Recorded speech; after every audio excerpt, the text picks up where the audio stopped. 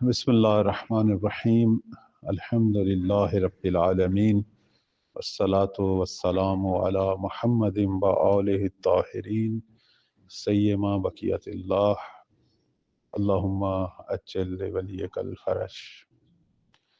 موضوع سخن کتاب شریف لقاء اللہ، اور ہم نے جو ہے وہ پچھلے درس میں توبہ حقیقی کو پڑھا کہ حدیث معاص کہ جس میں ایک جوان کے بارے میں بیان ہوا کہ رسول اللہ صلی اللہ علیہ وآلہ وسلم کی خدمت میں پہنچا، جس نے ایک بہت ہی بدترین قسم کا گناہ کیا ہوا تھا، اور شروع میں پیغمبر اسلام نے اسے نکال دیا، اور بعد میں جب اس نے حقیقی معنوں میں توبہ کی تو پھر قرآن مجید کی آیات نازل ہوئیں اور اس کی توبہ قبول ہوئی۔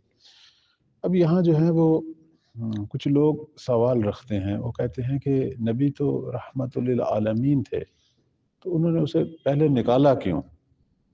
اب ایک شخص جو ہے وہ بالاخر کہاں جائے؟ وہ تو گیا تو پیغمبر کی خدمت میں تھا، تو پیغمبر اسلام نے اسے کیوں نکالا؟ پروردگار کا توبہ قبول کرنے کا مطلب یہ ہے کہ اس کی بخشش کی راہ ابھی باقی تھی، تو اس بات کو تو نبی بھی سمجھتے تھے، لیکن نکالا کیوں؟ اب یہاں جو ہے ہمارے بزرگان نے کچھ نکات بیان کیے ہیں اسی واقعے کو سامنے رکھتے ہوئے، اور یہ نکات علماء کرام اور وہ لوگ جو اس موضوع پہ کام کر رہے ہیں لوگوں کی دینی تربیت کے حوالے سے، ان کے لیے مفید واقع ہوں گے۔ کہ ہم دیکھتے ہیں کہ شروع میں تو پیغمبر نے کافی اسے تسلی دی کہ آپ کے گناہ جتنے بھی بڑے ہوں خدا بخش دے گا، لیکن جب اس کا گناہ سنا اس کے بعد جو ہے نکال دیا۔ اب یہاں وجہ کیا ہے؟ وجہ جو ہے وہ یہ تھی کہ واقعاً اس کا گناہ بھی بڑا تھا، گناہ کوئی چھوٹا گناہ نہیں تھا، بہت بڑا گناہ تھا۔ پیغمبر چاہتے تھے کہ اس گناہ کی سیاہی جو ہے وہ صرف ایک استغفار کرنے سے چونکہ دور ہونے والی نہیں تھی، یہ واقعاً جائے اور اس سیاہی کو دور کرے۔ یعنی یہ جو نکالنا تھا اس کی ایک حکمت تھی، جان بوجھ کے انہوں نے اسے اپنی جو ہے وہ محضر سے جو ہے وہ نکالا۔ تو جیسے ہمارے بہت سارے لوگ جو ہیں وہ یہ سمجھتے ہیں کہ جتنے مرضی ہم نے گناہ کر لیے ایک استغفار پڑھیں گے اور مسئلہ حل ہے، خدا توبہ قبول کر لے گا۔ ایسی بات نہیں ہے۔ ہمارے بعض بزرگان یہ کہتے ہیں کہ جس طرح آپ نے گناہوں کی لذتیں لی ہیں، کتنا ٹائم گزرا ہے انہوں نے لذتوں کو لیتے ہوئے، اسی طرح رنج لیں، پھر جو ہے وہ لذتوں کے جو لذیذ خیالات ہیں وہ اسی طرح مٹیں۔ یعنی ایک ٹائم چاہیے دوبارہ توبہ اور استغفار کا رنج لیتے ہوئے، تاکہ وہ جو چیز آپ کی روح میں اگی ہے، جو آپ کے خیالوں میں ان لذتوں کی وجہ سے جو احساسات، جو بڑے بڑے وہ دل نشیں چیزیں پیدا ہوئی ہیں اور جو کہ غلط ہیں، وہ ساری ختم ہونے میں بھی ٹائم لگے گا، تو ان کو اسی طرح ختم کریں۔ اس لیے کہتے ہیں کہ ہو سکتا ہے اس سے کئی گنا زیادہ زحمت کرنی پڑے۔ جس طرح انسان لذت لینے میں، گناہ سے لذت لینے میں کتنا کچھ خرچ کرتا ہے، ٹائم خرچ کرتا ہے، پیسہ خرچ کرتا ہے، وقت دے، بہت کچھ ہوتا ہے۔ ہو سکتا ہے بعض دفعہ اسے بعض دوستیاں، رشتہ داریاں، بہت کچھ قربان کرنا پڑتا ہے، لیکن یہ کوئی آسان کام نہیں ہے۔ انسان صرف ایک دفعہ استغفار کہنے سے جو ہے وہ قلب کی سیاہی کو دور نہیں کر سکتا۔ قلب کی سیاہی دور کرنا جو ہے یہ بذات خود ایک امر مہم ہے، اور اس کے لیے کام کرنا پڑے گا۔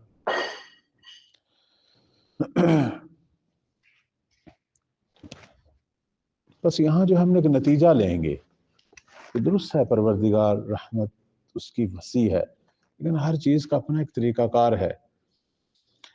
گناہوں کی لذتیں جو دلوں اور روح کو سیاہ کر بیٹھی ہیں وہ ایک استغفار کرنے سے ختم ہونے والی نہیں، اس کے لیے زحمتیں کرنی پڑے گی، شاید اس سے کئی گنا زیادہ زحمت۔ تو اس لیے پیغمبر نے اسے ایک دفعہ اپنی درگاہ سے نکال دیا تاکہ وہ جائے اور راستہ ڈھونڈے کہ جس کی وجہ سے اس کے یہ قلب کی سیاہی دور ہو، اور اس نے پھر ڈھونڈ لیا۔ البتہ وہ جو راستہ ڈھونڈا ہے اس میں بھی اللہ تعالیٰ کی ہی توفیق اسے شامل حال ہوئی، چونکہ پیغمبر نے یہ دیکھا کہ اس کا جو اندرونی طور پر جو حالت ہے وہ بہت وخیم ہے۔ جیسے آپ دیکھتے ہیں ایک مریض آتا ہے ایک ڈاکٹر کے پاس، اس کی مرض کی چونکہ سٹیج ہوتی ہے ابتدائی سے، وہ ایک چھوٹی سی گولی سے، کیپسول سے جو ہے وہ ٹھیک ہو سکتی ہے، لہذا وہ وہی نسخہ اس کے لیے لکھتا ہے۔ لیکن ایک دفعہ جو ہے وہ مرض اتنی آگے بڑھ چکی ہوتی ہے کہ اب وہ گولیوں سے ٹھیک ہونے والی نہیں ہوتی، اب جو ہے وہ کہتا ہے اس کا آپریشن ہوگا، اور پھر آپریشن میں بھی وہ یہ کہتا ہے کہ کوئی 100% ہمیں امید نہیں ہے۔ اور ایک دفعہ جو ہے مریض آتا ہے اور ڈاکٹر اسے دیکھ کے کہتا ہے اسے گھر لے جاؤ، کوئی فائدہ ہمارے طاقت سے یہ باہر، اب یہ اللہ ہی اسے ٹھیک کر سکتا ہے، چونکہ حالت اتنی زیادہ بگڑ چکی ہے۔ اب یہ جوان جو ہے یہ آیا تھا پیغمبر اسلام کی خدمت میں، اور اب پیغمبر کا کوئی فرمان یا کوئی ان کی طرف سے کوئی دستور عمل، کوئی نتیجہ اب اس کے لیے سود بخش نہیں تھا، چونکہ یہ بہت آگے بڑھ چکا تھا، اور اب یہ جو ہے صرف پروردگار ہی براہ راست اسے ٹھیک کر سکتا تھا، اس لیے پیغمبر نے اسے مایوس کر دیا اپنی درگاہ سے۔ اللہ سے مایوس نہیں کیا، اپنی درگاہ سے، اپنی بارگاہ سے، تاکہ وہ خلق خدا سے بالکل منقطع ہو، حتیٰ پیغمبر سے بھی منقطع ہو، اور جائے اب اپنے خالق کی بارگاہ میں۔ اور بالآخر اللہ نے جو ہے اس کو توفیق دی، اس کے اندر وہ الہام ڈالا کہ کس طریقے سے توبہ کرنی ہے۔ وہ جو اس نے اپنے ہاتھ باندھے، گردن پہ ہاتھ باندھے اور بیابانوں میں نکل گیا، اور یہ جو گریا یہ توفیق الہی ہے، ایسی بات نہیں ہے کہ یہ اس نے خود کوئی چیز ایجاد کی ہے، یہ اللہ کی رہنمائی ہے۔ جیسے ایک شخص جو ہے اسے شیطان نے کہا، وہ بہت زیادہ ذکر خدا کیا کرتا تھا نا، تو شیطان نے اسے کہا کہ تو جو اتنا ذکر کرتا ہے اللہ کا، ہر بات میں جو ہے وہ اللہ کو یاد کرتا ہے، کبھی اللہ نے بھی تجھے یاد کیا ہے؟ کبھی اللہ نے بھی تجھ سے کوئی بات کی ہے؟ تو یہ ایک طرفہ بس محبت کر رہا ہے اور خدا کا ذکر کر رہا ہے۔ اور وہ پریشان تو ہوا کہ ہاں ذکر تو میں ہی کرتا ہوں، اس نے تو کبھی میرے ساتھ کوئی بات ہے؟ تو اب اس زمانے میں ظاہر ہے وہ پیغمبر تھے یا کوئی ولی خدا تھے جس کے پاس اس نے جا کے یہ کہا، انہوں نے جواب دیا کہ پروردگار یہ فرما رہا ہے کہ یہ جو تیری زباں پہ میرا ذکر جاری ہے، یہ میں ہی تو تجھے یاد کرتا ہوں، ورنہ بہت سارے لوگ ایسے ہیں کہ جو اللہ کے ذکر سے محروم ہیں، محروم ہیں، اتنا پیسہ، اتنی آسائش، لیکن اپنی غفلتوں میں پڑے ہوئے ہیں۔ جیسے مولا علی علیہ السلام فرماتے ہیں بہت سارے لوگ ایسے ہیں جن کی زندگی بورچی خانے اور ٹائلٹ کے درمیان ہی ختم ہو جاتی ہے۔ وہ صبح اٹھتے ہیں، آج صبح کیا کھانا ہے، دوپہر کیا کھانا ہے، اور رات، اور پھر وہ کھا لیتے ہیں، پھر اس کا نکلنا، پھر اس کے لیے دوائیاں، مختلف قسم کی چیزیں یوز ہو رہی ہوتی ہیں کہ جی قبض ہو گئی ہے، گیس ہو گئی ہے، فلاں مسئلہ ہے، یعنی نہ برچی خانے کے ان کے مسئلے حل ہو رہے ہوتے ہیں اور نہ ٹائلٹ کے، اسی میں ان کی زندگی پھنسی ہوتی ہے۔ آپ نے دیکھا نہیں، لوگوں کا سب سے بڑا جو ہدف ہوتا ہے زندگی کی لذتوں کا وہ یہی رہتا ہے، اس کو بھی کھا لوں، وہ بھی کھا لوں، یہ بھی کھا لوں، اور اس کے بعد اب وہ تنگ کر رہی ہے مجھے چیز، اب کیسے اس سے، اب ڈاکٹروں کے پاس جا رہے ہیں۔ ٹھیک ہے، جیسے حکماء اور اطباء اور ڈاکٹر لوگ بھی کہتے ہیں سب سے زیادہ دنیا میں جو لوگ مریض ہیں وہ معدے کے مریض ہوتے ہیں، کھانے پینے کے مسائل میں پھنسے ہوتے ہیں، اور اس کی وجہ سے یہ بیماریاں جو ہیں، پھر ان بیماریوں کی وجہ سے باقی بیماریاں، تو یہ وہی مولا علی کے فرمان کی ہی تشریح ہے۔ لیکن اسی ساری نوع بشر کے اندر ہم کچھ لوگ دیتے ہیں وہ اللہ کا ذکر کر رہے ہوتے ہیں، یعنی وہ خدا کے لیے ٹائم نکالتے ہیں، ذکر خدا کرتے ہیں، نمازیں پڑھتے ہیں، نوافل پڑھتے ہیں، تہجد پڑھتے ہیں، مختلف قسم کی مناجات کے لیے ٹائم نکالتے ہیں. تو اب یہ جو آدمی جس کو خدا اپنے ذکر کی توفیق دے رہا ہے، یعنی اللہ خود چاہتا ہے کہ یہ میرا ذکر کرے، تو اس لیے پروردگار نے کہا کہ اس بندے کو کہے کہ یہ جو تو یا اللہ کی تسبیح کہہ رہا ہے، یہ تو نہیں کہہ رہا، یہ میں تیری زبان پہ یہ میں ہی جاری کر رہا ہوں. اگر میں نہ چاہتا تو کبھی بھی یہ تسبیح جاری نہ کرتا. تو پس جو ہے وہ خود پروردگار جو ہے وہ سب سے بڑا معلم ہے. تو پیغمبر اسلام نے اس شخص کو اپنی درگاہ سے نکالا تاکہ یہ اللہ تعالیٰ کی طرف سے الہام شدہ طریقے کے ساتھ توبہ کرے. تو یہ گویا پیغمبر کا ایک ہدایت کا ایک اہم ترین جو ہے وہ ذریعہ اور نقطہ تھا. ایسا نہیں ہے، ایسا نہ سمجھے کہ پیغمبر نے مایوس کر کے اسے نکال دیا، نہیں، بلکہ پیغمبر نے اس سے سب سے بڑی راہ کی طرف جو ہے وہ، چونکہ اس کے گناہ واقعاً بہت بڑے تھے، تو اب اس میں یہی راہ تھی کہ وہ جائے اور اس طریقے سے جائے اور جا کے توبہ کرے. اس لیے آپ دیکھیں کہ جب اس جوان کے واقعے میں جو پچھلی دفعہ آپ کو سنایا تھا، پیغمبر اسلام جب اسے بشارت دینے کے لیے گئے کہ آپ کی جو ہے وہ توبہ قبول ہو گئی ہے، اور اس کو بھی بشارت دی، اور پھر آپ نے اپنے اصحاب کی طرف رخ کر کے کہا کہ اگر توبہ کرنی ہے، توبہ نصوح کرنی ہے، تو اس کی طرح، یعنی اس کا طریقہ کی تائید کی. اس کا مطلب ہے کہ پیغمبر سمجھتے تھے، جانتے تھے کہ اب اس نے کون سا طریقہ اختیار کرنا ہے. یعنی مطلب یہ تھا کہ اے میرے اصحاب، صرف چند دفعہ استغفر اللہ کہنے سے مسئلہ حل نہیں ہوتا. استغفر اللہ جو ہے وہ ذکر کے اعتبار سے، منہ کے اعتبار سے ایک اظہار توبہ ہے، لیکن واقعاً توبہ نہیں ہے. کیسے ہو سکتا ہے کہ ایک آدمی استغفر اللہ بھی کہے اور پھر بھی وہ کام کرتا رہے؟ اب تو لوگوں کی روٹین بن چکی ہے، کام وہی کرنے انہوں نے، اور ساتھ جو ہے وہ استغفار بھی پڑھتے ہیں، تو یہ کیا فائدہ اس کا؟ تو یہ توبہ تو نہیں ہے. اس کے بعد جو ہے جناب ملکی تبریزی رحمۃ اللہ علیہ نے حضرت داؤد علیہ السلام کی توبہ کی طرف اشارہ کیا. ہمیں ویسے چاہیے کہ توبہ کے حوالے سے ہم اپنے انبیاء اور ائمہ کی توبہ کو دیکھیں، وہ کس طرح توبہ کیا کرتے تھے. وہ جو معصوم ہستیاں تھیں جو کہ گناہوں سے پاک تھیں، ان کا طریقہ توبہ کیا ہے. یعنی جس طرح ہر چیز میں ہم ان سے ایک شیوا لیتے ہیں، ایک ان کی سیرت میں ایک پہلو ہوتا ہے ہماری تربیت کا، تو توبہ میں بھی ہمیں دیکھنا چاہیے ہمارے پیغمبر کس طرح توبہ کرتے تھے، ہمارے ائمہ کس طرح توبہ کرتے تھے، ان کا طریقہ کار کیا تھا. اب یہاں جناب ملکی تبریزی نے بطور مثال انبیاء کی توبہ میں فرماتے ہیں کہ فَيَكْفِيكَ مِنْهَا وَأَمَّا تَوْبَةُ الْأَنْبِيَاءِ فَيَكْفِيكَ مِنْهَا مَا بَلَغَكَ مِنْ تَوْبَةِ داؤد النبی صلوات اللہ علیہ وسلامہ علی نبینا وعلی آلہ وعلیہ السلام. کہ حضرت داؤد کا طریقہ توبہ دیکھیں. حضرت داؤد کا ایک واقعہ ہے جو سورہ صا میں ذکر ہوا ہے. ان کی قضاوت فیصلے کے حوالے سے آپ نے پڑھا ہوگا کہ حضرت داؤد جو ہیں بہت بڑے قاضی تھے، فیصلہ کرتے وقت بہت دقت کا مظاہرہ کرتے تھے. تو اب ایک ترک اولا ان سے ہوا. انبیاء سے خطا تو نہیں نہ ہوتی، ترک اولا ہوتا. وہ واقعہ جو ہے وہ سورہ صا میں ہے. سورہ صاد میں وہ واقعہ موجود ہے، غالباً 21 سے 25 نمبر آیت کے درمیان.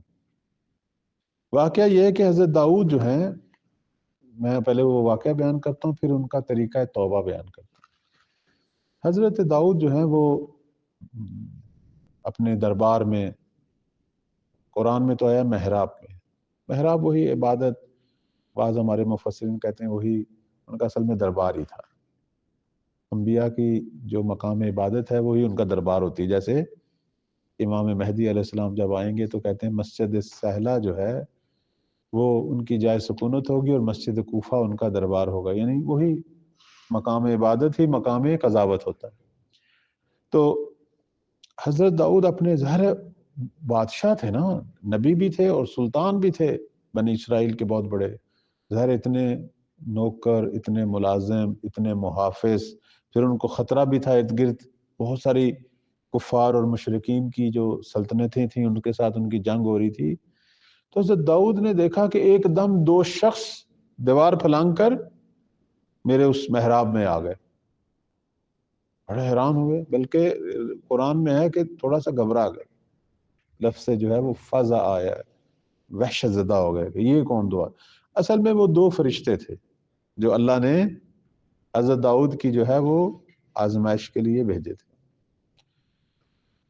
وہ دونوں فرشتے آئے، انہوں نے کہا کہ جناب داؤد آپ بہت بڑے قاضی ہیں، ہمارا ایک فیصلہ کریں. اب آپ نے غور کرنا ہے اس واقعے کی طرف. یہ واقعہ ہماری زندگی کے بہت سارے امور کو ٹھیک کرنے والا ہے، بالخصوص علماء اور طلباء. انہوں نے کہا جی 2 آدمی ہیں، 2 آدمی سامنے آئے. اس نے کہا یہ میرا بھائی ہے، اس کے پاس 99 گائیں ہیں یا بھینسیں ہیں اور میرے پاس ایک ہی بھینس ہے، اور یہ مجھ سے مطالبہ کر رہا ہے کہ یہ جو تیرے پاس ایک ہے یہ بھی مجھے دے دے. اور اس کو بڑا طریقہ آتا ہے گفتگو کا اور اپنی کلام کو نافذ کرنے کا، اور دن رات یہ ہے مجھ پر یہ زور دے رہا ہے کہ یہ گائیں بھی. تو مجھے بتائیں، میں آپ ہمارا فیصلہ کریں. حضرت داؤد نے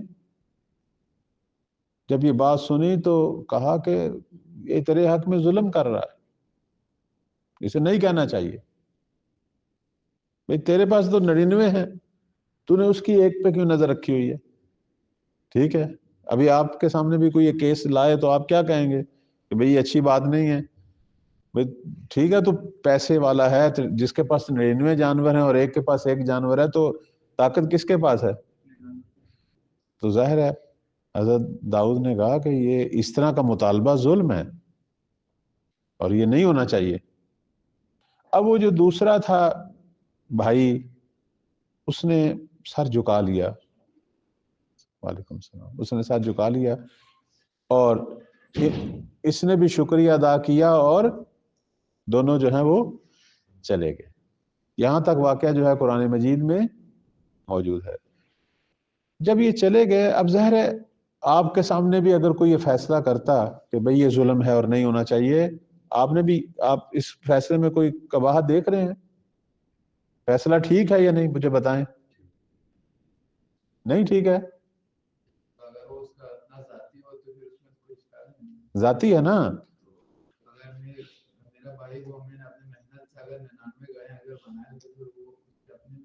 نہیں، آپ کی اپنی 99 گائیں ہیں اور آپ کے بھائی کی بھی ایک گائے ہیں، وہ بھی ذاتی ہے اس کی.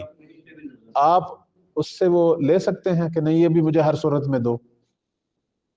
اس طرح کا مطالبہ کرنا ظلم ہے یا نہیں ہے؟ تو یہ ٹھیک تھا فیصلہ حضرت داؤد کا؟ کیا خیال ہے؟ حضرت داؤد کے سامنے جب یہ واقعہ پیش ہوا تو حضرت داؤد نے کہا کہ یہ جو بھائی جس کے پاس 99 جانور ہیں، اگر یہ تمہیں مجبور کر رہا ہے کہ اپنا بھی جانور مجھے دے دو تو یہ ظلم ہے. ٹھیک ہے، اب فیصلہ حضرت داؤد نے یہ کہا یہ ظلم ہے، اسے کوئی حق نہیں ہے کہ وہ تم سے تمہارا جانور، اس کے پاس 99 جانور ہیں تو اس کا مطلب یہ نہیں کہ وہ آپ کا ایک جانور بھی آپ سے مانگ لے. یہ حضرت داؤد نے فیصلہ کیا، ٹھیک ہے. کیوں بھائی؟ سارے علماء قائل ہیں ٹھیک ہے فیصلہ. بھائی داؤد نبی کا فیصلہ ہے تو ٹھیک ہی ہونا چاہیے نا. لیکن جب یہ فیصلہ کر دیا اور وہ چلے گا تو بعد میں حضرت داؤد ایک چیز کی طرف متوجہ ہوئے تو مجھ سے ایک خطا ہوئی ہے، اور وہ خطا بڑی اہم تھی. آپ کو نظر آ رہی ہے اس فیصلے میں کوئی خطا؟ ہاں، خطا یہ تھی کہ حضرت داؤد نے اس ایک آدمی جس نے شکایت کی تھی اس سے تو پوچھ لیا اور اس کی تو سن لی، لیکن جس آدمی کی 99 گائیں تھیں اور جس کے حق میں پہلے ہی کہہ دیا کہ اس نے ظلم کیا اس طرح کا تقاضا کر کے، اس سے نہیں پوچھا کہ بھئی تو کیوں اس طرح کا تقاضا کر رہا ہے. اس سے بھی پوچھتے نا. بات سمجھ آ رہی ہے؟ اس کی سمجھ آ گئی ہے؟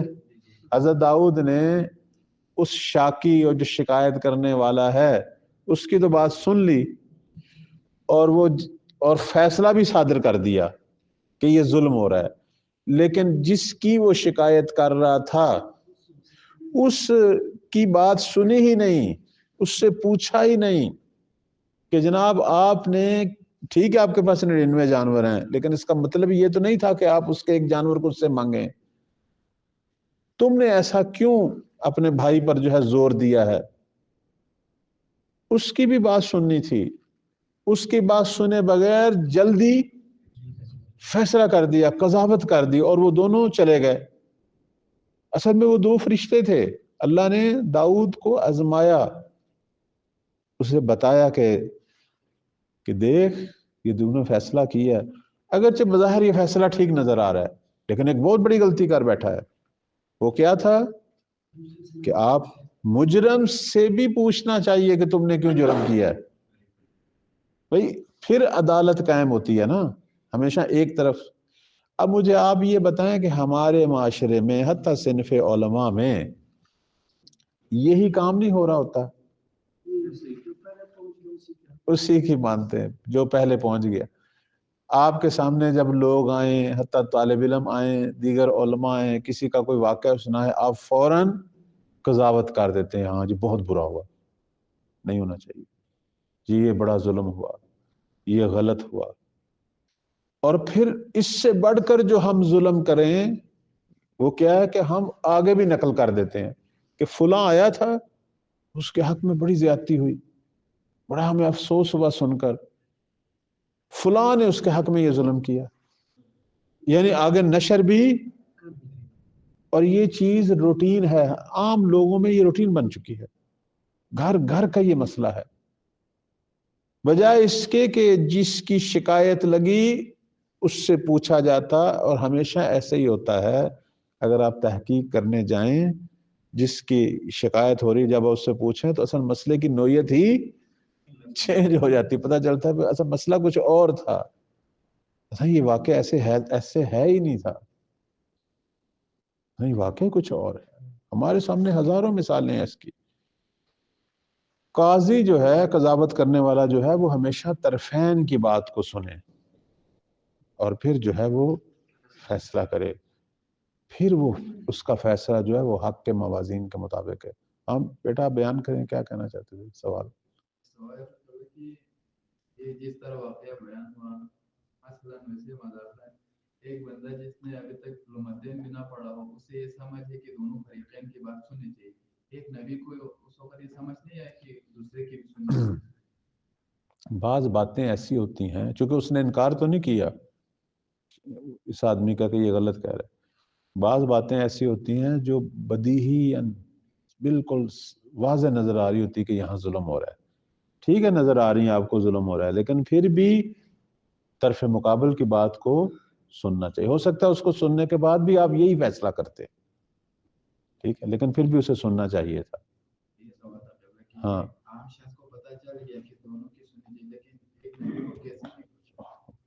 کسی وقت انسان یہ جلدی قضاوت کر لیتا ہے، انسان ہے نا، انسان کو اسی لیے تو کہا گیا جائز الخطا ہے۔ ہاں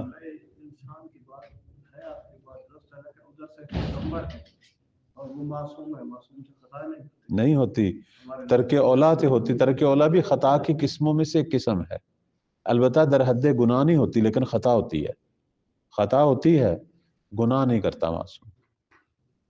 یعنی ایک مسئلہ اتنا واضح تھا کہ انہوں نے ضرورت ہی نہیں سمجھی دوسرے سے پوچھنے کی، کیونکہ یہ بہت واضح سا مسئلہ ہے، دوسرا بھی سامنے کھڑا ہوا ہے، اس نے بھی یہ نہیں کہا کہ یہ غلط کہہ رہا ہے، اس نے بھی تائید کی ہے کہ یہ ٹھیک کہہ رہا ہے، کیونکہ اگر یہ غلط کہتا تو وہ فوراً کہتا، وہ چپ کر کے کھڑا رہا، لیکن پھر بھی پوچھنا چاہیے تھا کہ جناب آپ نے یہ کہا تو ہے، چونکہ وہ مان رہا ہے کہ وہ کہا، کیوں کہا؟ یہ کیوں پوچھنی چاہیے تھی نا، اگرچہ وہ ہو سکتا ہے اپنی بات کا کوئی معقول جواب نہ دے پاتا اور فیصلہ یہی ہوتا جو پیغمبر پہلے کر چکے ہیں۔ تو خدا نے جو ایک درس دیا تھا وہ کیا تھا کہ اگر کوئی چیز میں آپ کو واضح نظر آ رہا ہے مسئلہ، لیکن پھر بھی طرف مقابل سے پوچھنا چاہیے، یہ ترک اولا ہوا ہے. یعنی ایسی خطا ہے جو گناہ کی حد تک نہ تھی، گناہ کی حد تک نہیں تھی. لیکن میں جن چیزوں کی طرف اشارہ کر رہا ہوں جو ہمارے گھروں میں، ہمارے ماحول میں، ہماری محفلوں میں ہو رہی ہیں، وہاں تو گناہ ہوتے ہیں، طرف مقابل تو ہوتا ہی نہیں. ایک آدمی آتا ہے اور اپنی ایک سٹوری سناتا ہے اور آپ اس کی سٹوری سن کر فوراً فیصلہ صادر بھی کر دیتے ہیں اور پھر آگے بھی نشر کرنا شروع آغایون. یہ وہ گناہ ہیں کہ جو بذات خود بڑے گناہ ہیں. یعنی آپ کو کوئی اس گناہ کی لذت بھی نہیں ہوئی، اور کہتے ہیں نا بعض ایسے گناہ ہیں جو بے لذت ہے، اور یہ ہمارے ہاں بہت زیادہ ہو گئے ہیں. یعنی بے لذت، جس میں آپ کو کوئی فائدہ نہ مالی ہوا ہے، نہ آپ کو کوئی مزہ آیا ہے، نہ آپ نے اس سے کوئی لطف محسوس کیا ہے، خام خواہ بیٹھے بیٹھے گناہ گار ہو گئے. ایسا ہوتا نہیں. ایک آدمی نے آپ کو سٹوری سنائی، آپ نے اس کی بات سن کے کہا بھئی حق تمہارے ساتھ، واقعاً تمہارے ساتھ بہت بڑی زیادتی ہوئی ہے، نہیں ہونی چاہیے تھی. اور پھر آپ آگے جا کے کسی اور کو بھی سنا دیتے ہیں کہ دیکھو جی فلان میرا عزیز رشتہ دار دوست آیا، دیکھو جی وہ بڑے ظالم لوگ ہیں، انہوں نے دیکھو اس کے ساتھ کیا کر دیا. یعنی ایک ایسا گناہ کہ جس سے میں نے ذاتاً کوئی لذت بھی نہیں لی، لیکن خود کو مسلسل جو ہے وہ کہتے ہیں حضرت داؤد چونکہ نبی تھے فوراً متوجہ ہو گئے.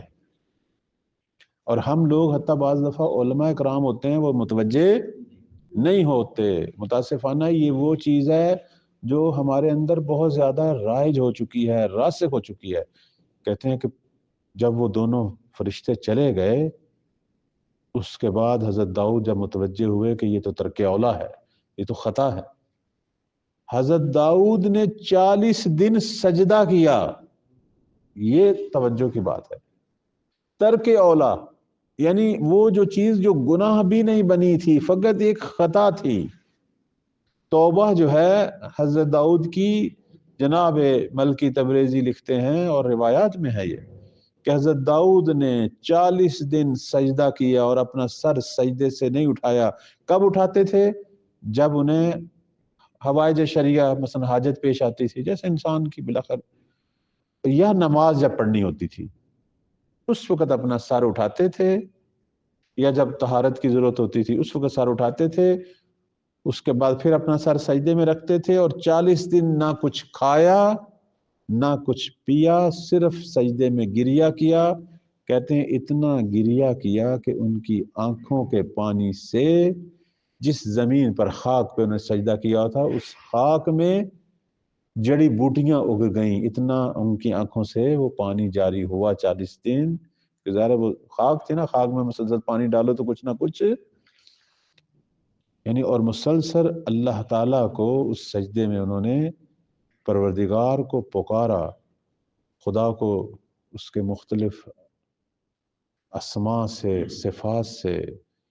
اور حضرت داؤد کی جو پکار تھی محرقۃ القلوب، بہت زیادہ دلسوز، بہت زیادہ غمگین مناجات تھیں.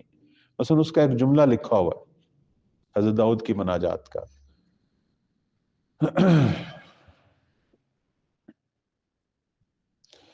فرماتے ہیں کہ سبحانہ خالق النور، منزہ ہے وہ پروردگار جو نور کا خالق ہے. جرح الجبین یا جرح الجبین، تھوڑا سا عبارت میں بھی اضطراب ہے.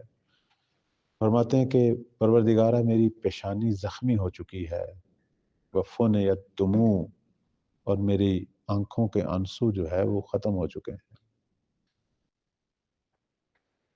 وتناثر الدود من رکبتی، اور زانوؤں میں اب طاقت نہیں رہی کہ زانو میں ہلا سکوں. وخطیتی الزم بی من جلدی، اور یہ جو گناہ ہے جو مجھ سے ہوا ہے یہ میری جلد سے بھی زیادہ سخت ہے، اور اس نے میرے پورے وجود کو گھیرا ہوا ہے. مجھ سے گناہ ہوا ہے.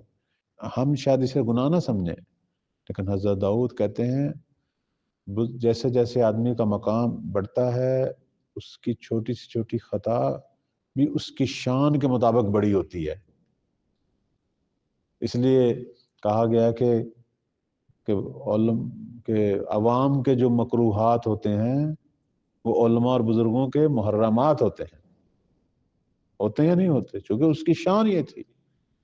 حتیٰ عوام کے جو مباحات ہوتے ہیں وہ علماء بزرگان کے مکروہات ہوتے ہیں. کیوں کہا گیا کہ ایک عالم، ایک فقیہ جو ہے وہ سریرا بازار میں کوئی چیز نہ کھائے، اس کا یہ کھانا جو ہے لوگ جو ہیں وہ ہو سکتا ہے علماء سے بیزار ہو جائیں، متنفر ہو جائیں باقی صنف سے، پھر وہ دین کہاں سے لیں گے؟ کتنے لوگوں کی گمراہی کا باعث بنے. کہتے ہیں پروردگارہ یہ جو مجھ سے خطا ہوئی ہے 40 دن سجدہ گریہ،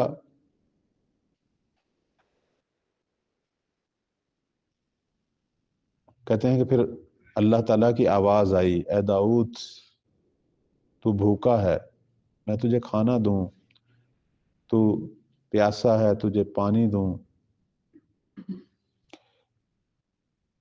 تجھ پہ کچھ ظلم واقع ہوا ہے تیری مدد کروں.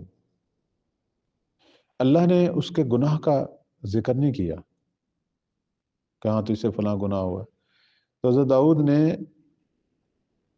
کہا کہ پروردگارہ ان چیزوں کی ضرورت نہیں ہے مجھ سے گناہ ہوا ہے.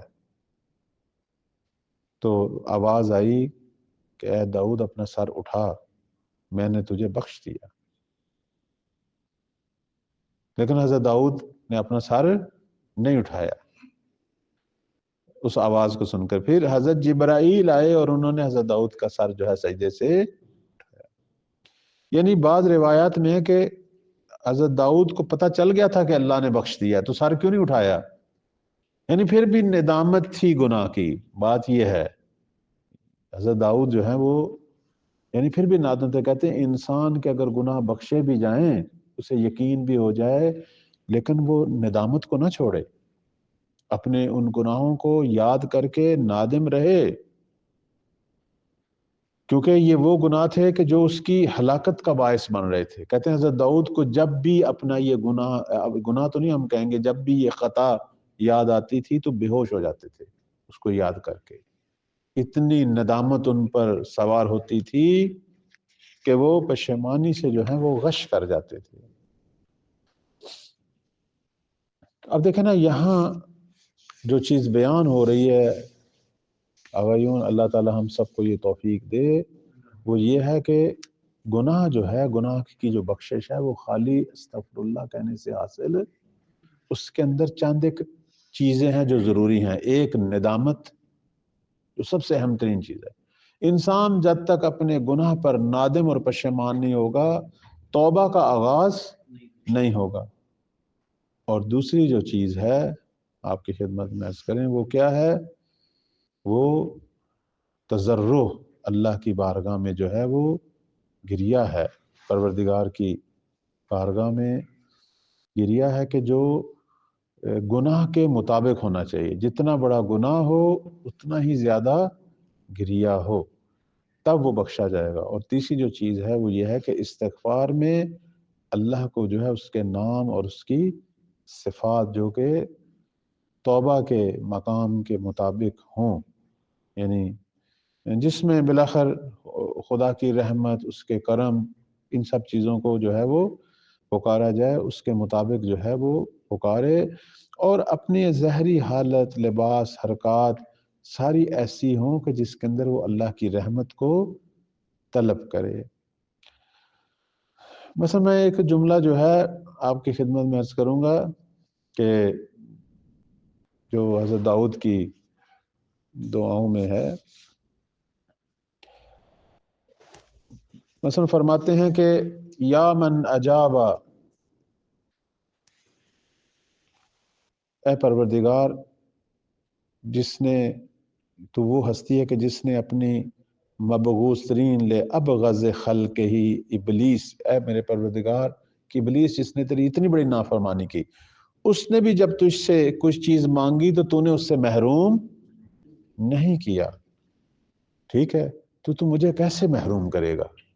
یعنی اس طریقے سے دیکھیں نا، یعنی خدا کی رحمت کو طلب کرنے کے طریقے، کہ شیطان جس نے کھلم کھلا جو ہے وہ میری نافرمانی کی، لیکن آپ قرآن میں دیکھتے ہیں کہ شیطان جو ہے وہ اس نے اللہ سے پھر ایک لمبی عمر مانگی قیامت تک، تو خدا نے جو ہے اسے وقت معلوم تک مہلت دی۔ وقت معلوم سے مراد ظہور امام زمان علیہ السلام ہے۔ تو فرماتے ہیں کہ تو نے تو شیطان جس نے تیری اتنی بڑی نافرمانی کی، تو اس کی باتوں کو بھی سنتا ہے اور اسے بھی جواب دیتا ہے، تو میں تو پھر بھی تیرا اطاعت گزار بندہ ہوں، تو مجھے کیوں محروم کرے گا؟ تو خلاصہ یہ ہے آغایون، میں یہاں اپنی بات کو ختم کرتا ہوں، صرف ایک نقطے کی طرف لاتا ہوں۔ ایک چیز جو میں نے ان تمام چیزوں میں دیکھی، اور اللہ تعالی ہم سب کو جو ہے وہ توفیق دے، ہم خدا کے توبہ گزار بندے بنے، اور اس مسئلے میں جو ہے وہ امام سجاد علیہ السلام کی جو مناجات میں ہے نا تائبین والی، اسے ضرور جو ہے اپنی تلاوت میں رکھیں، اور بالخصوص ماہ رمضان کے روزے ان کے اندر وہ یقیناً بہت ہی مؤثر ہے۔ ایک چیز جو میں نے دیکھی وہ یہ ہے کہ توبہ کی جو حالت ہے یا توبہ کی جو فکر ہے، یہ اگر کسی کے اندر پیدا ہوتی ہے تو اس کا مطلب یہ ہے کہ خدا خود چاہتا ہے یہ توبہ کرے، یعنی خدا نظر رحمت رکھتا ہے، خدا خود چاہتا ہے یہ نجات حاصل کرے، خدا اس بندے کو جہنم میں نہیں لے جانا چاہتا، یعنی اس بندے نے کوئی نہ کوئی ایسے کام کیے ہوتے ہیں، کوئی نہ کوئی اچھے کام، کہتے ہیں برے سے برا آدمی بھی ہو پھر بھی کوئی نہ کوئی ایک اچھا کام اس نے بھی، اس بندے نے کوئی نہ کوئی ایسا کام کیا ہوتا ہے، اللہ اسے توفیق توبہ دیتا ہے، اور توفیق توبہ کا مطلب یہ ہے کہ یہ ابھی بھی خدا کی نظر رحمت میں ہے، خدا اس سے محبت رکھتا ہے، دوسرے لفظوں میں خدا چاہتا ہے کہ یہ میری بارگاہ میں آئے تاکہ میں اس کے باقی گناہ بھی معاف کروں۔ تو ایک چیز جو ہمیں اپنی دعاؤں میں ہمیشہ مانگنی چاہیے وہ اللہ سے جو ہے وہ توفیق توبہ ہے، اور خدا سے جو ہے ہمیشہ اس کی رحمت مانگنی چاہیے، اور آپ کی خدمت میں عرض کریں اور یہ ضرور مانگنا چاہیے کہ پروردگارہ مجھے دنیا سے اس حال میں نہ لے جا کہ میں تیرا گناہگار بن کے جاؤں، بلکہ تائب ہو کے بخشا ہوا اس دنیا سے جاؤں، مجھے اس وقت دنیا سے لے کے جا میں اپنے گناہ تیری بارگاہ میں بخشوا لوں، اپنے فرائض اپنے واجبات جو ہیں وہ ادا کر چکا ہوں، مجھ پر جو حقوق ہیں حقوق العباد حقوق الناس وہ میں پورے کر چکا ہوں۔ مثلا آپ جب حرم تشریف لے جاتے ہیں طلاب عزیز، وہاں حرم کے اندر بھی اپنے لیے یہ دعا ضرور کریں کہ پروردگارہ میرے وجود میں جو حجاب ہے، لوگ کہتے ہیں جی ہم حرم جا کے کیا دعا کریں، یا یہ جو ہستیاں ہیں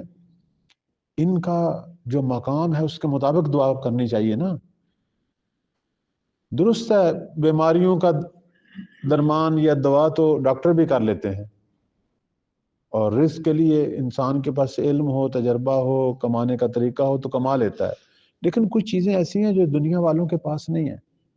دلوں کے حجاب جو ہے وہ کوئی دنیا کی یونیورسٹی نہیں ہے جو دلوں کے حجاب دور کر سکے، وہ یہی ہستیاں، یہی ائمہ ہدیٰ، یہی پاکیزہ ہستیاں جن کے حرم ہائے مبارک ہیں، آخر ان کی زیارت کا فلسفہ یہی تھا، یہ جو ہم کہتے ہیں جاؤ زیارت کرو، ہدف یہی تھا کہ وہاں جا کے دل کی تاریکیاں دور ہوں، تو اس لیے جب حرم جائیں وارد ہوں وہاں زیارت پڑھیں اور اللہ بار بار توفیق دے، تو اس میں جو دعا اپنے لیے کرنی ہے وہ یہی ہے کہ پروردگارہ اس بی بی کے صدقے، مثلا ہم اس وقت شہر حضرت معصومہ صلوات اللہ علیہا کے شہر میں ہیں، تو ان کے جوار میں ہیں، جب ان کے حرم میں جائیں تو ہم کہیں گے پروردگارہ یہ دختر معصوم ہیں، ہمشیرہ معصوم ہیں، اماں معصوم یعنی پھوپھی ہیں ایک معصوم امام کی، حتیٰ امام قائم علیہ السلام ان کو یا ام سادات، تمام سادات کی یہ پھوپھی ہیں،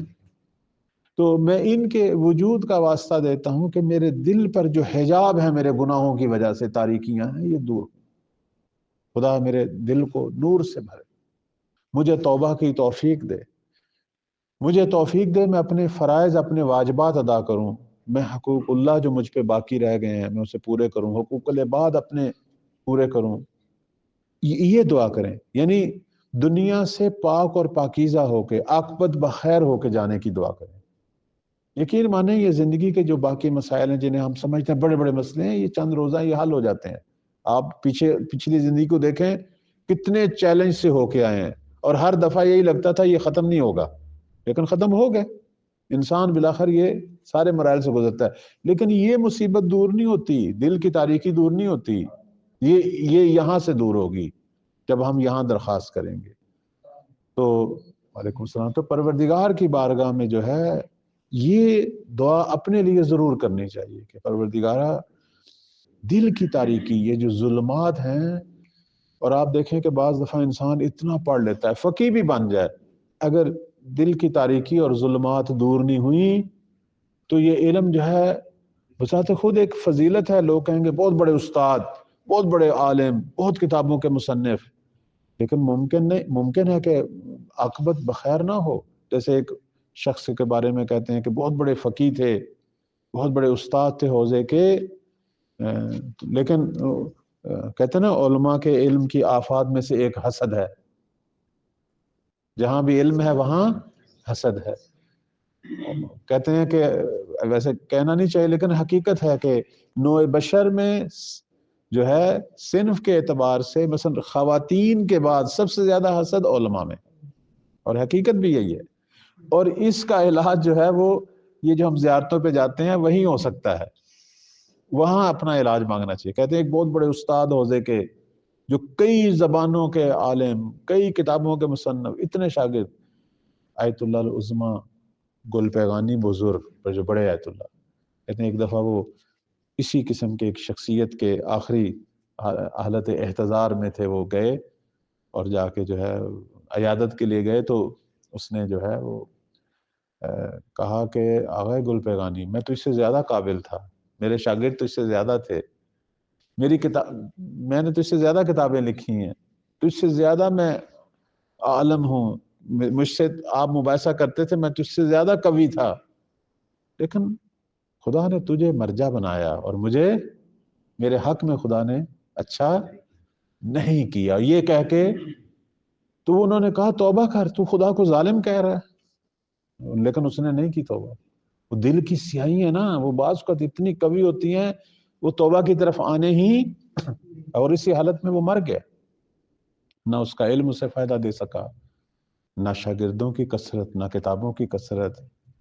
یہ چیزیں ٹھیک ہے انسان کا مقام دنیا میں بڑھاتی ہیں، آخرت میں خدا کی نظر میں جن کا مقام ہے وہ وہی ہیں کہ جو پاکیز اور پاکیزہ ان تمام رذائل سے پاک ہو کے جو ہیں وہ اللہ کی بارگاہ میں پہنچتے ہیں۔ اللہ تعالی ہم سب کو ان تمام رذائل سے، چونکہ ماہ رمضان کا مہینہ بھی ہے، گناہوں سے، رذائل سے، ان بری خصلتوں سے، اور ان کے جو سیاہی ہیں جو ہمارے قلوب اور روح پہ ہیں، ان سب سے پاک ہونے کی توفیق عطا فرمائے، عالم با عمل بننے کی توفیق عطا فرمائے۔ پروردگار اپنے نیک اور صالحین بندوں میں سے قرار دے، مولا امام زمان کے خدمت گزاروں میں سے قرار دے، ہمارے مرحومین کے درجات بلند فرما، یہاں کی انتظامیہ میں جو بزرگان ہیں جو زحمتیں فرما رہے ہیں، خدایا سب کی توفیقات میں اضافہ فرما۔